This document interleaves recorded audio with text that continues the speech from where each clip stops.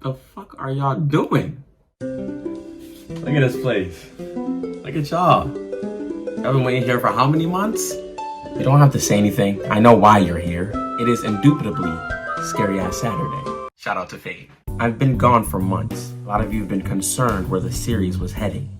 It's fine. Everything's going back to normal. Y'all gonna get Scary Ass Saturday every Saturday. No distractions. Guys, I'm not crazy.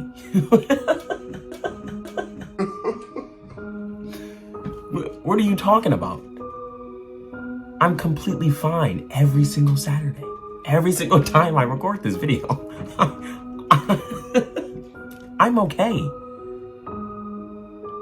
There's no need to bring up flashbacks of the times I went insane. No? You won't forgive me?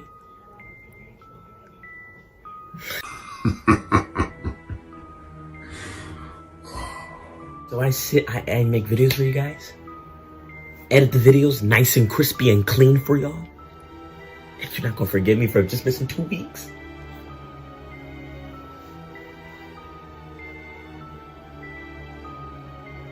Give me your neck. Bobby, now you really just gonna put that in there? See, this is why we have these problems, Bobby. So,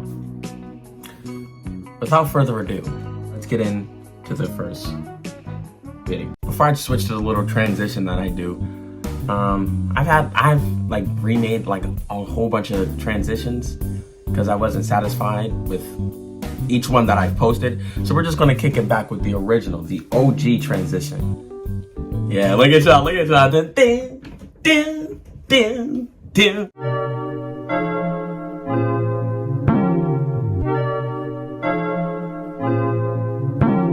Young hot bodies on my line, going crazy, yeah.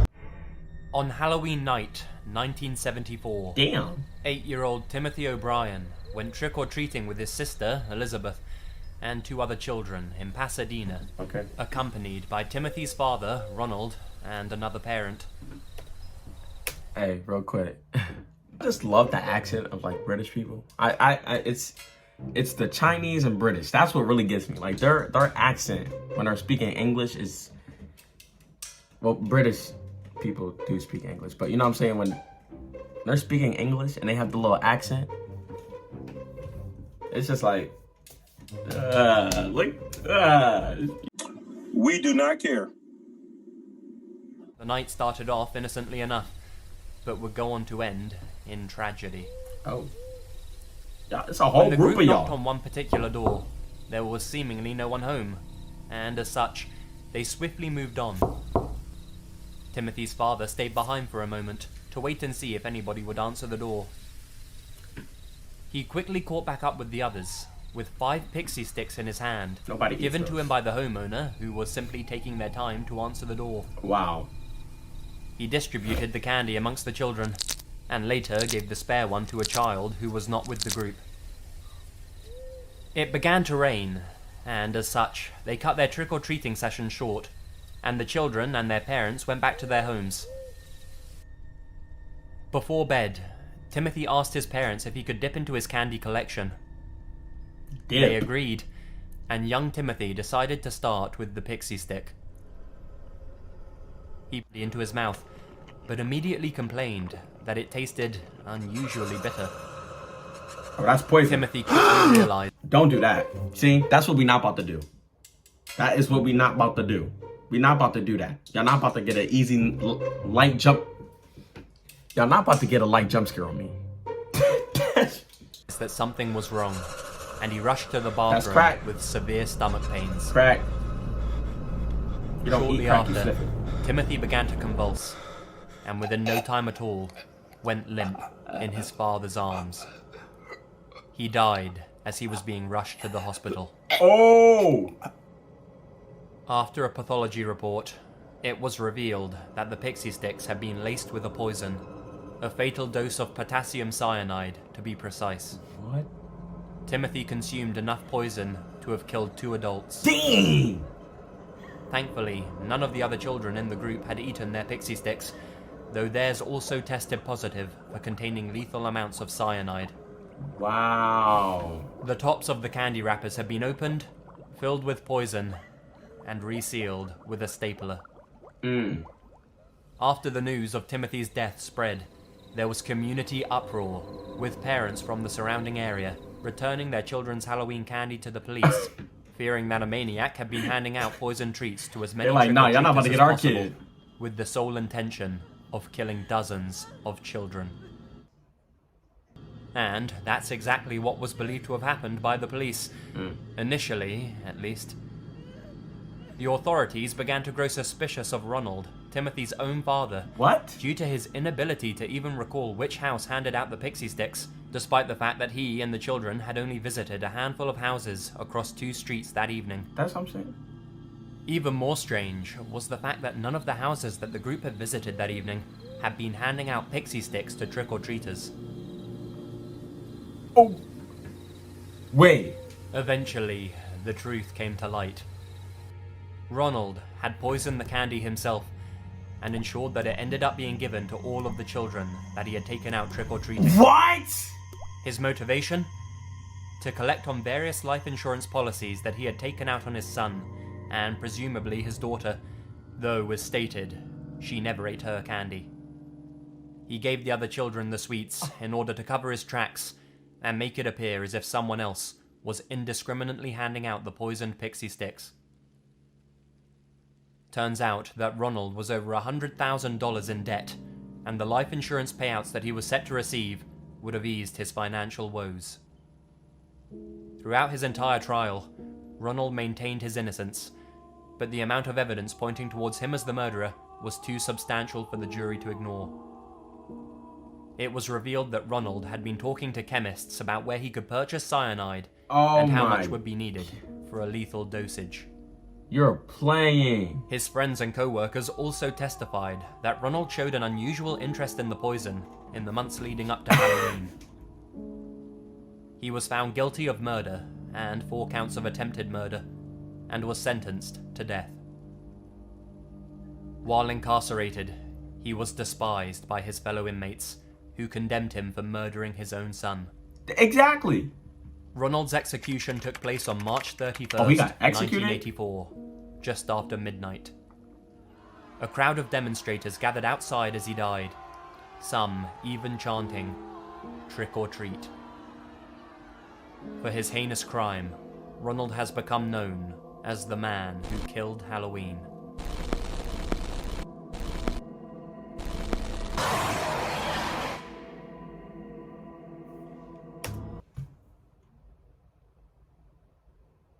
Wait, that was real?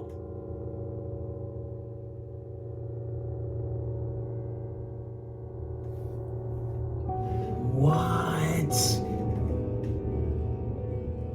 I'm scared to look that up. No, that's not. What went the?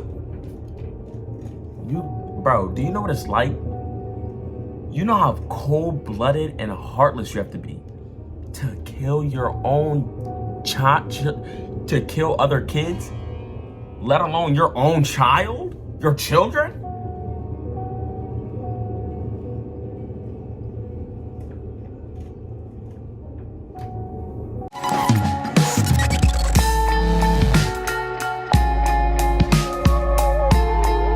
Okay, so the next scary video we'll be reacting to is called Night Shift, and it's made by True Horror Stories POV.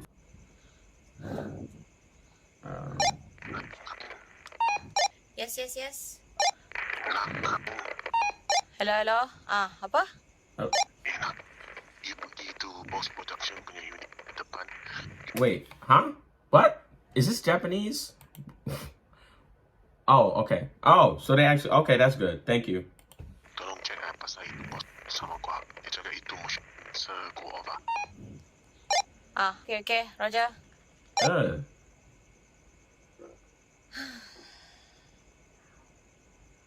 Uh-oh.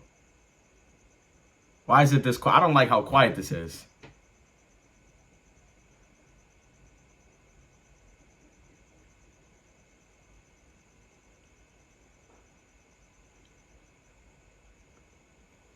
No, no, it's quiet for too long.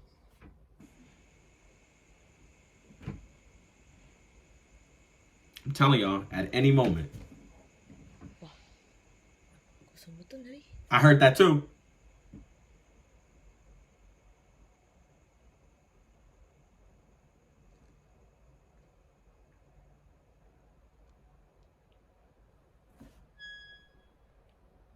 I know you heard that. Something about to happen? Okay, she doing her little job, making sure, she night guard. Hello. That man on break. He ain't worried about you. Pusing. Apa? Jangan pusing. Don't.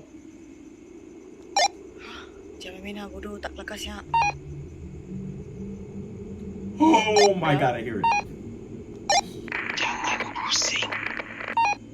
If you turn around, I'm a.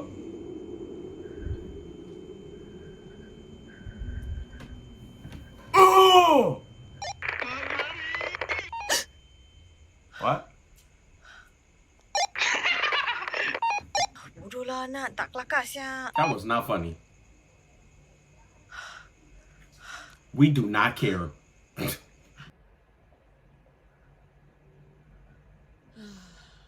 Ada pula dia pergi ni. Oh my God. Wait, did she just make a whole U-turn?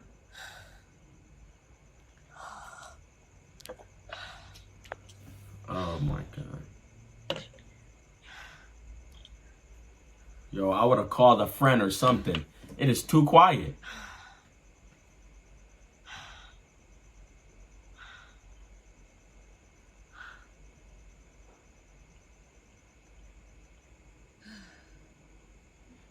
Kedai pun nak kirim. You'll be worrying about. Can you stop doing that?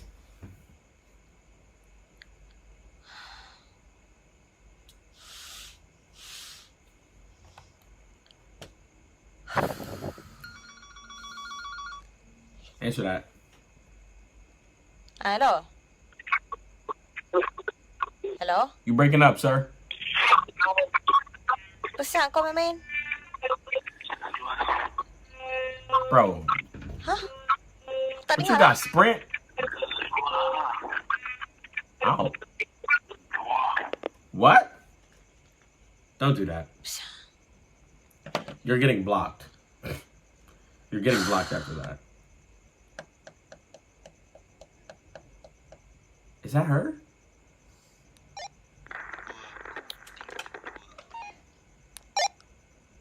Hello? Hello, hello?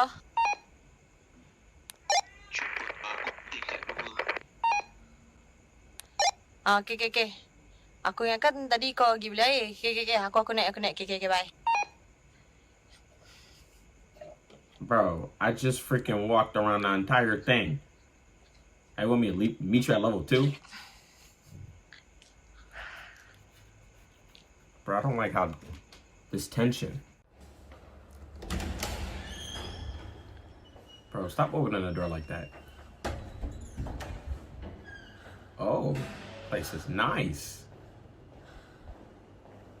Got the little glass door and everything. That's nice.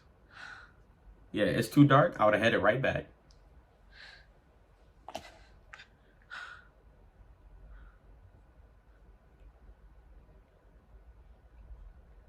Bro, he's not up here. That man's just not up here. It was a trap. Trap.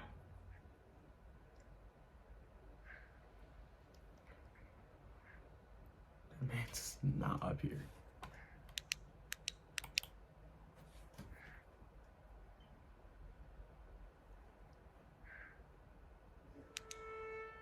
Oh, what is that? What's that? Bro, a freaking leaf just fell off. Bro, you good? What is she about to do? Probably something stupid.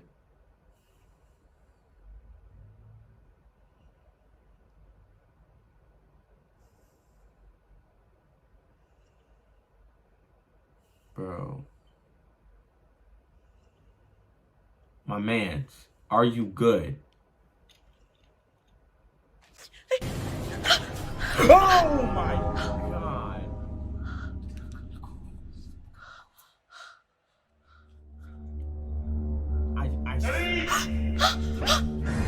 Oh, yep, run. Yep, get out of there. Yep. Yep, don't even look back. Oh my god, stop. Stop. Yeah. Ooh. Don't mess up the glass door though. That's nice. Oh yeah, run. Run. Get out of there. Bro, what is taking her so long? He is not waiting for me.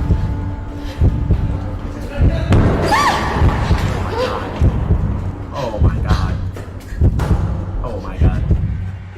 Come on, you a security guard. Dip.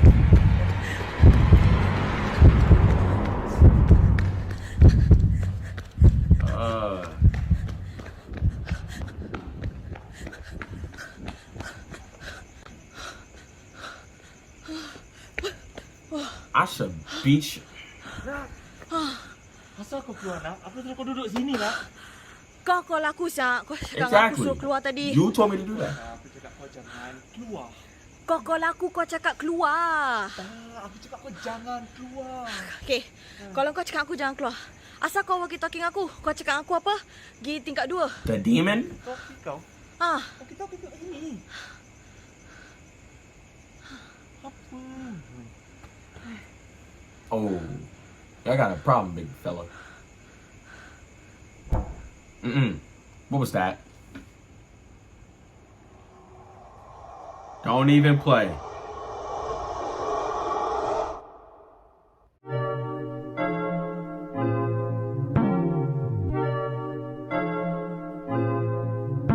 Okay, so the last animation we will be reacting to for today is called 24 Horror Stories Animated Compilation of October, and it's made by IMR Scary Tales. Story 1. Every night before Halloween, an uncanny feeling rushes down my spine.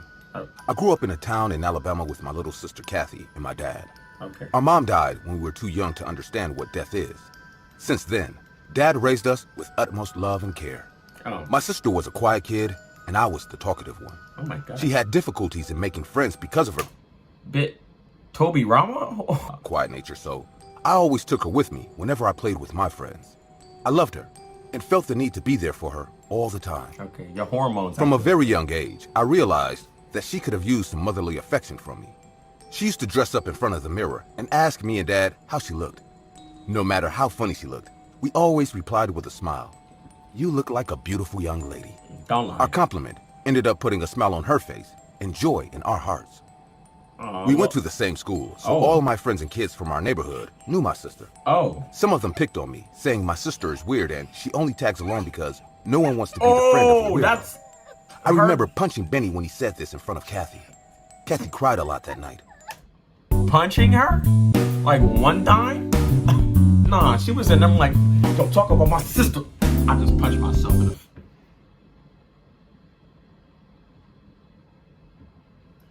First time she said, I want Mom.